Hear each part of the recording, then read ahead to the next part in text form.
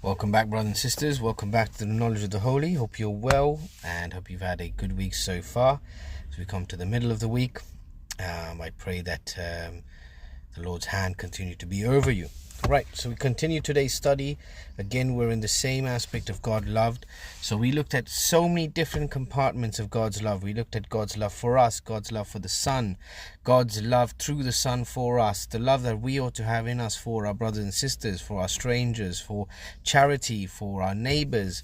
We also then, yesterday's one was where we looked at God's love for the Son, but yet God loved the world so much that he sent his Son. So we're seeing various different loves of God and different compartments of God's love, this agape love that man does not have the capacity to understand. But as we go through these, I hope we tend to understand a little bit. Today's one's a little bit different. So today's one we're looking at at Peter confirming the gospel. And by him confirming the gospel, he's also confirming what was said when Jesus got baptized and when Jesus ascended. This is my son.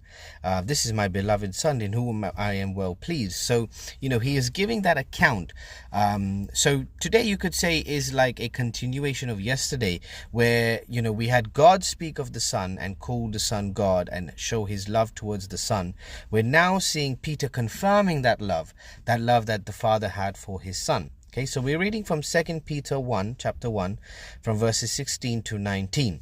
But before we read that, brothers and sisters, I just wanted to go share with you something before we read that.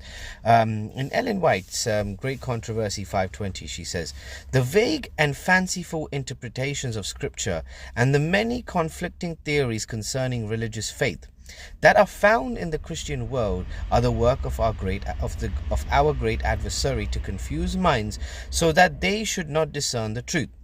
And the discord and division which exist among churches of Christendom are in great measure due to the prevailing custom of wresting the Scriptures to support a favorite theory.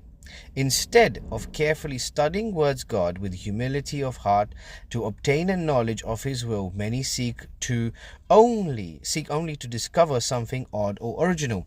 And this is an absolute fact. A lot of people in our lives today, especially in Christendom, there's so many theories like the state of the dead, like Sunday worship, like baptism, infant baptism, etc., sprinkle baptism, like the divinity and the humanity of Christ, various different theories. And people use, even the papal church, for example, when they say Peter was the first pope, they use scriptures and they sort of interpret it in a way that supports their false theory.